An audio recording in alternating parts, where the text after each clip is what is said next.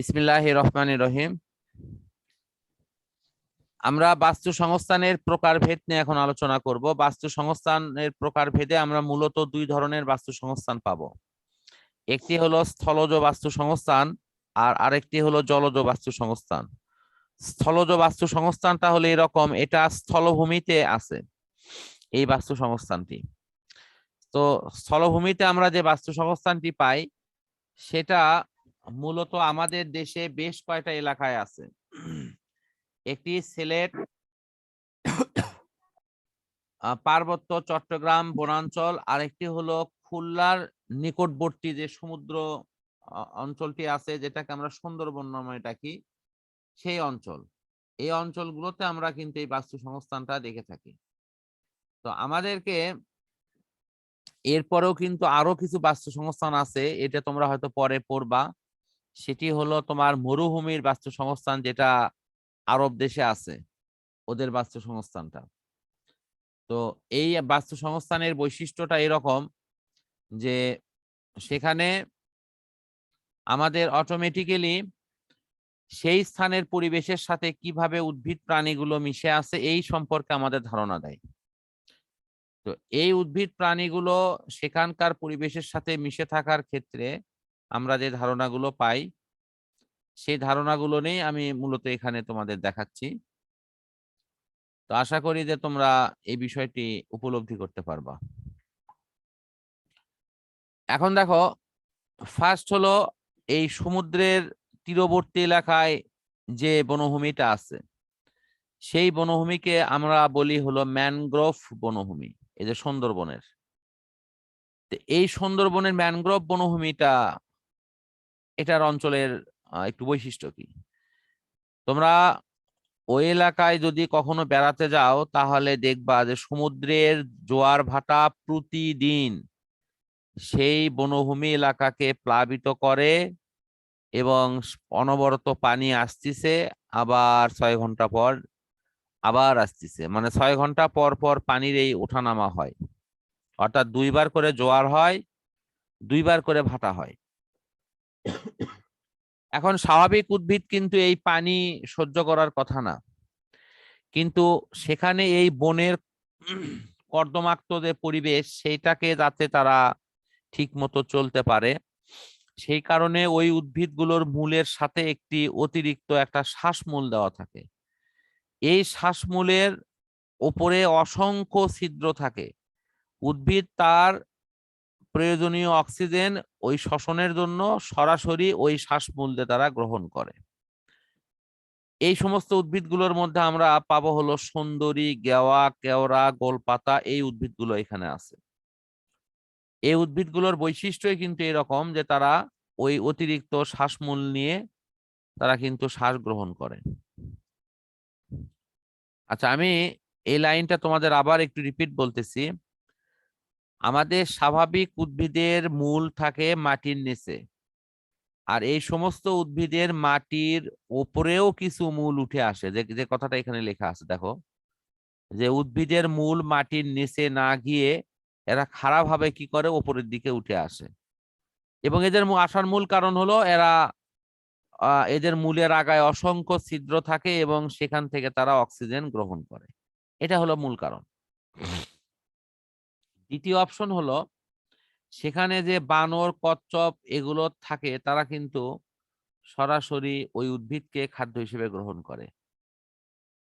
এই বনের তৃতীয় স্তরের খাদ্য হিসেবে আছে হলো তোমার বাঘ, শূকর, এরা আবার দ্বিতীয় স্তরের খাদ্য গ্রহণ করে, সেই কারণে তারা সেখানে বসবাস করে। এইভাবে এখন তুমি দেখো যে এই সুন্দরবন এলাকায়, যেটাকে ম্যানগ্রোভ বন বলা হচ্ছে, সেখানে বিভিন্ন প্রাণী উদ্ভিদগুলো এই সম্পর্ক নিয়ে তারা সেখানে একটা সুন্দর বাস্তু সংস্থান তৈরি করেছে। তো পুরো সুন্দরবন নিয়ে আমি যে বিষয়টি তোমাদের বুঝিয়ে বললাম, তোমরা কি এটি সবাই বুঝতে পারছো? হ্যাঁ স্যার। আচ্ছা, ফাইন। তারপরও তোমরা বই পড়বা, যদি কোনো জায়গায় বুঝতে সমস্যা হয় তোমরা পরের দিন আমাকে অবশ্যই প্রশ্ন করতে পারবা। আমরা আচ্ছা এখন স্যার। এর পরের অংশটা দেখছি, এখানে এরপরে আর কি আছে। এই যে দেখো এখানে জলজ বাস্তু সংস্থানের একটি ছবি দেওয়া আছে, এই প্রশ্ন কিন্তু পরীক্ষায় আসে, খুব ভালোভাবে পড়বে এটা। জলজ বাস্তু সংস্থানের মধ্যে এখানে পুকুরের বাস্তু সংস্থান দেওয়া আছে। তো পুকুরের মধ্যে দেখো এখানে কারা কারা উৎপাদক, কারা কারা খাদক, কি অপশন, আমি এটা দেখাই দিচ্ছি। এখানে লক্ষ্য করো, এই যে জলজ যে উদ্ভিদগুলো আছে জলের ধারের কাছে জন্মিছে, এই যে দেখো জলের মধ্যে জন্মিছে, এই উদ্ভিদগুলো হলো সেখানকার উৎপাদক।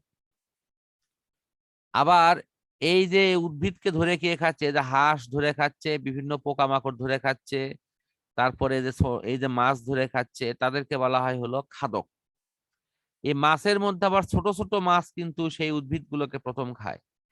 ছোট মাছক ধরে খায় মেজো মাছ, মেজো মাছক ধরে খায় কি সেজো মাছ, সেজো মাছক ধরে খায় বড় মাছ। এইভাবে কিন্তু এক স্তর অন্য স্তরক ধরে খায়। এভাবে কিন্তু পুরো এই পুকুরের পরিবেশে বাস্তু সংস্থানটা হয়ে আছে। এখানে দেখো সূর্য মামা সূর্যের আলো দিচ্ছে, সেখানকার উদ্ভিদগুলো তোমার কি করছে, সূর্যালোকের সাহায্যে তারা সালোক সংশ্লেষণ প্রক্রিয়ায় খাবার তৈরি করছে, এবং এই খাবারটাই কিন্তু সমস্ত জীবকুল কিন্তু গ্রহণ করতেছে। তাহলে এই যে পরিবেশের যদি এরকম পুকুরের বাস্তু সংস্থান পরীক্ষায় আসে, তাহলে তোমরা এইভাবে একটা বিবরণ আকারে এটা লিখতে পারবে না? হ্যাঁ স্যার। আচ্ছা, তাহলে এই পারবো। বিবরণ দেওয়ার সময় তোমরা এরকম করে লিখে দিবা যে এখানে এই যে সবুজ উদ্ভিদগুলো হলো উৎপাদক, তারা নিজের খাবার নিজেই তৈরি করে। এই যে পোকামাকড় ছোট মাছ, এরা হলো প্রথম স্তরের খাদক। এই যে বড় মাছ, এরা হলো দ্বিতীয় স্তরের খাদক। এর চেয়েও বড় যদি কোনো মাছ থাকে, যেমন বোয়াল মাছ বা মাগুর মাছ, এগুলো কি আবার তৃতীয় স্তরের খাদক। এইভাবে কিন্তু আমরা এগুলোর বিবরণটা ইনশাল্লাহ দিতে পারবো। তো এখন আমরা দেখি এখানে কিন্তু এগুলোর কথা লেখা আছে, এই যে আমি যে কথাগুলো বললাম, এই বিবরণগুলো তোমাদের এই বইতে কিন্তু উল্লেখ করা আছে। আমি দুই একটা জায়গায় একটু দেখে দেই। যেমন পুকুরে জীব এবং অজীব, মানে জীব এবং অজীব দুটি উপকরণই আছে, এবং পুকুরের পানিতে মিশে থাকা অক্সিজেন কার্বন ডাই অক্সাইড সবই তোমার হলো অজীব পদার্থ। আর জীব হিসেবে সেখানে থাকবে হলো যে অংশগুলো, সেই অংশগুলো সবগুলোর বিবরণ কিন্তু এখানে দেওয়া আছে। এই যে দেখো উৎপাদক হিসেবে কিন্তু কচুরিপানার কথা লেখা আছে, শাপলা ফুলের কথা লেখা আছে। খাদক হিসেবে এই ছোট মাছ, ঝিনুক, শামুক, এদের কথা লেখা আছে। এই বিষয়গুলো তোমরা ইনশাল্লাহ এখান থেকে পড়ে দেখবা।